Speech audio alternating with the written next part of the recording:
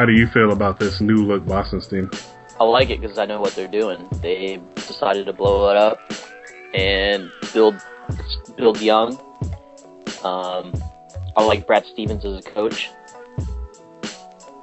And I don't know what they're going to do with Rondo. I don't even know what you do if he's healthy. If he's still an elite point guard, I don't know if you really want that. Just have an elite point guard with a bunch of young guys. I don't know if you just try to straight bottom out. Because I think with the healthy Rondo, I think they probably win 35 games, and I don't know if that's what they want. But yeah, this is completely flip side of what they were previously, defensive first. Now there's just, I don't know. I don't know what they are. They're just a bunch of young guys thrown together. I've never thought Jeff Green was good. I still don't think he's going to be good, even if he's in a featured role. But yeah, it's going to be interesting. Miles, do you think Brad Stevens is almost set up for failure at this point, or are they going to actually let him grow even if he doesn't have the pieces necessarily right now? I think they're going to give him time. I think he'll play through. He'll be able to work through his contract. I think that Kelly Olynyk was a solid pickup in the draft. I think he honestly is underrated because people don't like the length of his arms, but they pay attention to those aspects of it rather than the fact that he scored 25 plus points a game last year for Gonzaga. But I think this team is doing what they're doing. They're bottoming out, hoping to catch Anthony Randall or Andrew Wiggins in the draft next year. And we're criticizing Atlanta for staying in the middle of the pack. And Boston is clearly trying to not be in the middle of the pack. They're trying to bottom out, and I don't think Rondo's going to play more than 25 to 30 games in this year if he stays on the Boston Celtics throughout the entire year. I guess that leads me to my next question for Ben. Will Danny Ainge move Rajon Rondo? I think they're shopping him. I don't think they're letting him know that, but I think you definitely have to shop him. I mean, if you're going to blow it up. And unlike Atlanta, I think Boston has a vision. You still got some bad contracts you got to get rid of. Gerald Wallace, Chris Humphries, those guys should be coming off pretty soon. They're going to be pretty bad this year, but at least they have a vision. And I don't think there's no way Brad Stevens leaves a good situation he had in Butler if he didn't get some type of something, whether in writing or verbal, just saying that at least he has to have some time to work through these first few bad years. I think that they'll have a good chance to draft a Wiggins or a Randall, and from there, man, we'll see what happens. Olynyk was a solid pick. They got young pieces, man, that are pretty good, but they're just not talented enough. But like I said, I like where they're going. Ainge, I think he has to be shopping Rondo. There's no way you can't, see what else is out there, especially like draft picks or young pieces. Because Rondo seems, he's had issues in the past, but maybe that's because the personalities around him kind of force him to be, kind of be temperamental at times. I haven't heard anything bad about his attitude thus far, but it's just one of those things where if you're going to start over, you might be better suited just starting, getting rid of everybody or all the key pieces from the previous regime. Yeah, Peterson Delgado, what do you think about a Rondo move? I honestly think that Ainge is probably putting out fillers because honestly, we've seen in the past he's shopped almost everyone. He was going to shop KG last year, shopped Ray Allen the year before that, shopped Paul Pierce before. He shopped his mama if he give him something back in return, which I don't knock him for that. I think that there won't be any serious offers or serious things on the table until Rondo comes back and shows that that he's healthy. And then I think, he'll absolutely shop him. because of the simple fact that he wants to add more assets. And I don't honestly think, as much as Rondo has said, I would love to be a leader of this team, I don't think that that's true. I don't even trust that that's true. And I think that Ainge is in the back of his mind thinking that the moment Rondo actually starts playing and seeing how bad this roster is, his attitude's going to go in the tank, and then I'm going to have to trade him when his value's lower. Whereas now, when you can start someone like Brandon Bass and Chris Humphries in the front court, I mean, you do it, because it's going to get you a number 1 pick in the draft. I would love to see a lineup of Avery Bradley, Jordan Crawford, Gerald Wallace, not Gerald Wallace, Jeff Green, Jerry Sullinger, and Kelly Olynyk. I mean, it would be terribly great. Terribly great. Terribly great. I actually don't believe that they're quick to shop Rondo, because he's obviously the one constant that they know they can rely on after all the turnover. The problem that I have is that this is clearly Rondo's team, but it was Rondo's team last year before the injury, and if this is just me speculating, I have nothing to hold this as total truth, but all the problems that we hear about with Rajon Rondo and his attitude were with former Celtics. He had problems with Ray Allen. He had problems with Doc Rivers. He had problems with KG, so on and so forth, and all those people are gone.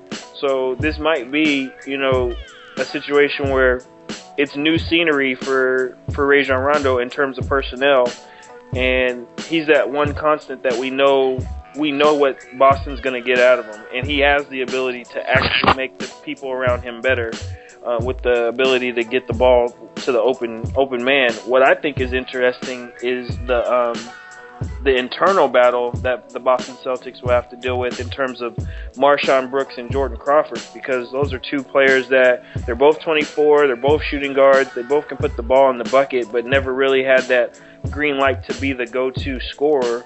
And here it is, a clean slate where we don't know necessarily who their scoring load is going to come from, and either one of those guys could explode. And so it's going to be interesting to see which one of those two emerge as the go-to perimeter scoring threat.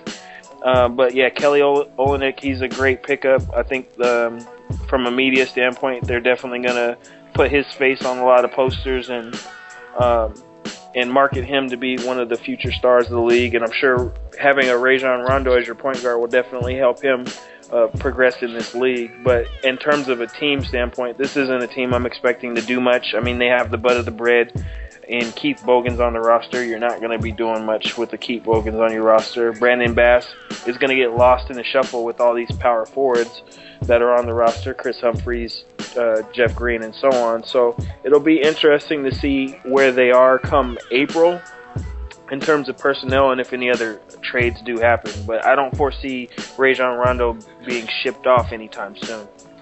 I got a question for you guys. How soon do you think we hear reports of Rondo clashing with Stevens, and then the trade rumors? End of November? Let me I don't know. I don't think December. Let me touch on that real quick. Last So week. when he was at Kentucky, he was constantly getting into it with Tubby Smith. He's kind of he has a really strong personality, man. I read some stuff on him too in high school. He kind of does his own thing, and he doesn't take instructions really well. He was constantly getting into it with Tubby Smith in Kentucky, and I know I've heard a huge reason why he left early was because of that, and he was even thinking about transferring. I think Brad Stevens is a really, really he's a smart guy, but he's a really just like a nice guy, and I don't think he'll want confrontation anyway. But it's one of those things where I don't know if Rondo will take advantage of that, or maybe that's one thing Rondo never had, someone who never wanted to kind of get in confrontation with him that was actually a coach. So maybe it will work out in that aspect. I don't know if that makes sense or not.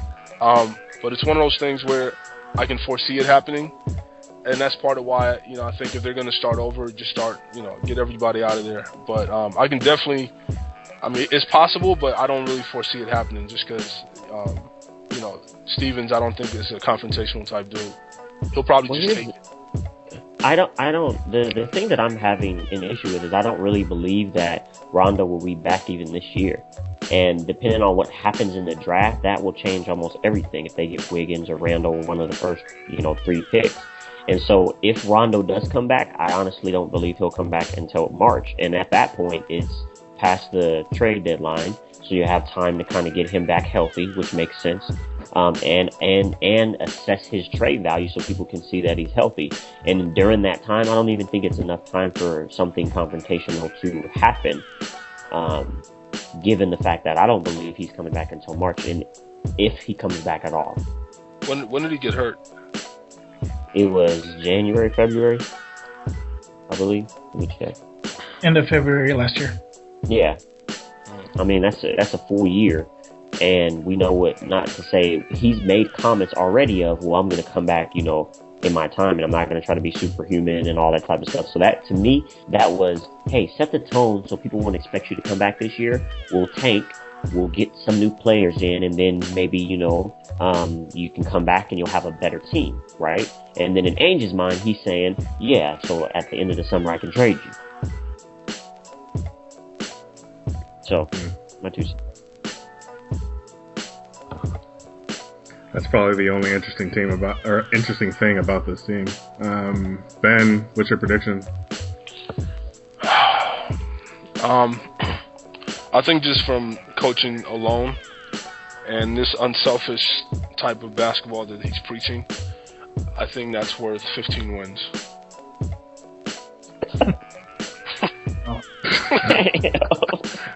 Have you seen his roster?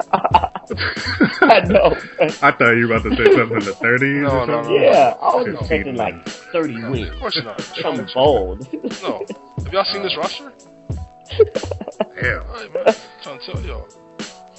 Yikes. Miles, predictions. I think this team will win 22 wins. They'll go 22-60, and they'll be top 5 draft pick. When your best player or your highest paid player is Chris Humphries, you have some issues. Yeah, they're probably a lock to get the number 1 pick, actually. Fong, prediction. If Rondo plays 50 games, I think they win 28 games or 29. If he doesn't play, say he only plays 40 games, I think they only win 24 games. Now, I'll make another prediction. Jordan Crawford will have a 30-point game while shooting under 30%. And Brad Stevens will be there for his whole contract. There's no way he gets fired. Absolutely none. They know what the situation is, and they put him there. He's there for the future. They're not gonna fire him, no matter if they win 10 games. If they win 10 games, I think Danny Ainge would be just so happy that his plan worked. But this is a disastrous roster, though, and it's on purpose. Not like he Atlanta. gets fired at all. No way. Okay. Unless he gets caught with some high school girls, I don't see any other way. Oh, jeez. Only high school girls, though? If it's high school boys, is alright? He's good. They'll keep it quiet. Wasn't Butler Catholic school? No Strike comment. that from the record. Strike No that from the comment. record. Wow. Peterson, prediction.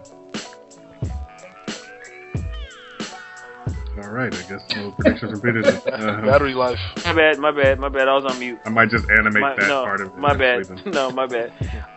It's all predicated on Rondo's play. If he's able to play a decent amount of games, I think Rondo being on the floor, he can muster them to a 30-win season, which would be a success. But without Rondo, I couldn't see them winning more than 15 games. More than what? Sorry, 15 games? 15. Gotcha. But Delgado, you give a prediction? No, but I'll say that if Rondo plays, 21 games. If Rondo doesn't play, 21 games. Okay.